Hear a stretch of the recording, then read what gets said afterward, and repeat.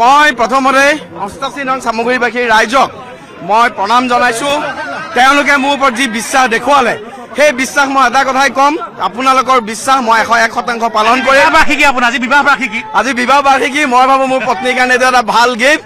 মাননীয় প্ৰধানমন্ত্ৰী নৰেন্দ্ৰ মোদী ডাঙৰীয়া, মাননীয় মুখ্যমন্ত্ৰী ডক্টৰ হিমন্ত বিশ্ব শৰ্মা ডাঙৰীয়া, আমাৰ ৰাষ্ট্ৰীয় সভাপতি জে.পি. নাড্ডা ডাঙৰীয়া, মাননীয় গৃহমন্ত্ৰী অমিত শ্বাহ ডাঙৰীয়া, মাননীয় ৰাজ্যিক সভাপতি ভৱেশ কলিতা ডাঙৰীয়াকে ধৰি পেলাই ভাৰতীয় জনতা পাৰ্টীৰ অসম গণ পৰিষদৰ সমূহ কাৰ্যকৰ্তা আৰু চামগুৰিবাসী ৰাইজৰ জাতি বৰ্ণ ধৰ্ম নিৰ্বিশেষে হিন্দু মুছলমান সকলো ৰাইজৰ চৰণত মই মোৰ কোটি কোটি প্ৰণাম জনাইছো।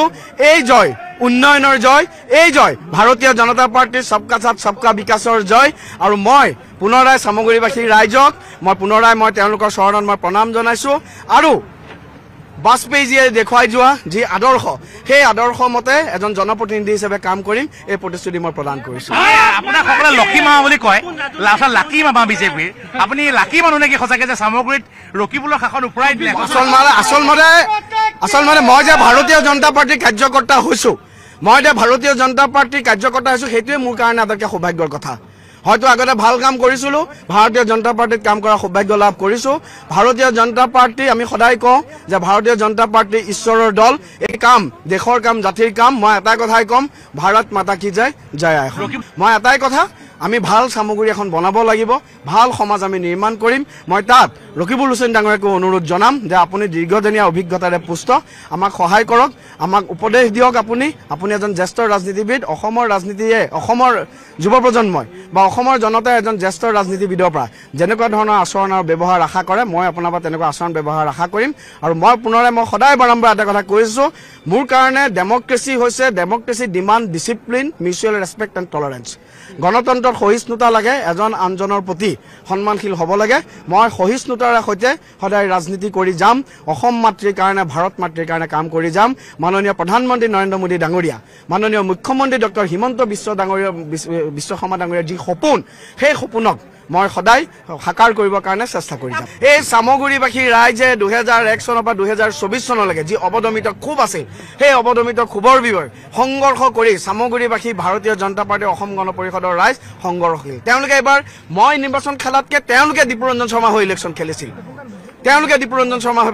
খেলিছিল, গতিকে মই সেইকাৰণে সকলোকে ধন্যবাদ জ্ঞাপন কৰিছো। ৰূপক শৰ্মা ডাঙৰীয়া বিধায়ক আৰু আমাৰ কেইবাজনো বিধায়কে আহি পেলাই ইয়াত আমাৰ চামগুৰিত আহি পেলাই কেম্পেইন কৰিছিল, মোক জিকোৱাত সহায় কৰিছিল, ইয়াত থাকি লৈছিল ১০-১২ দিন।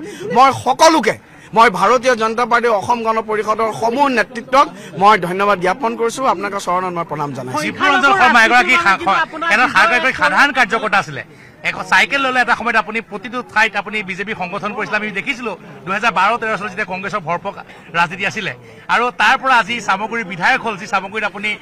মই এটা কথাই কওঁ, বাজপেয়ীজীৰ এটা কবিতা, না হাৰ মে না জিত মে, কিঞ্চিত নাহি ভয়ভীত মে, কৰ্তব্য পথ পৰ যো মিলা, ये भी सही वो भी सही। বিজেপিয়ে যদি কয় যে বুথ সভাপতি হ'ব লাগে, বুথ সভাপতি হ'ম।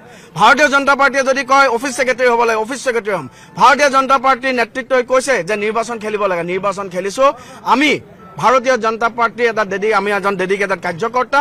আমাৰ সপোন কেৱল 10 বছৰ 15 বছৰ নাই, আগন্তুক 50 বছৰলৈকে অসমত আৰু ভাৰতবৰ্ষত ভাৰতীয় জনতা পাৰ্টী আৰু NDA চৰকাৰ ৰখাটো আমাৰ লক্ষ্য আৰু সপোন আছে। আৰু সেই সপোন সাকাৰ কৰিবৰ কাৰণে আমি সেইমতে কাম কৰিম। কাম দেশৰ কাম, জাতিৰ কাম। মই এটাই কথাই ক'ম, ভাৰত মাতা কি জয়, জয় আই অসম। মই এটাই কথা, আমি ভাল চামগুৰি এখন বনাব লাগিব, ভাল সমাজ আমি নিৰ্মাণ কৰিম। মই তাত ৰকিবুল হুছেইন ডাঙৰীয়াকো অনুৰোধ জনাম যে আপুনি দীৰ্ঘদিনীয়া অভিজ্ঞতাৰে পুষ্ট, আমাক সহায় কৰক, আমাক উপদেশ দিয়ক। আপুনি এজন জ্যেষ্ঠ ৰাজনীতিবিদ, অসমৰ ৰাজনীতিয়ে, অসমৰ যুৱ প্ৰজন্মই বা অসমৰ জনতাই এজন জ্যেষ্ঠ ৰাজনীতিবিদৰ পৰা যেনেকুৱা ধৰণৰ আচৰণ আৰু ব্যৱহাৰ আশা কৰে, মই আপোনাৰ পৰা তেনেকুৱা আচৰণ ব্যৱহাৰ আশা কৰিম। আৰু মই সদায় বাৰম্বাৰ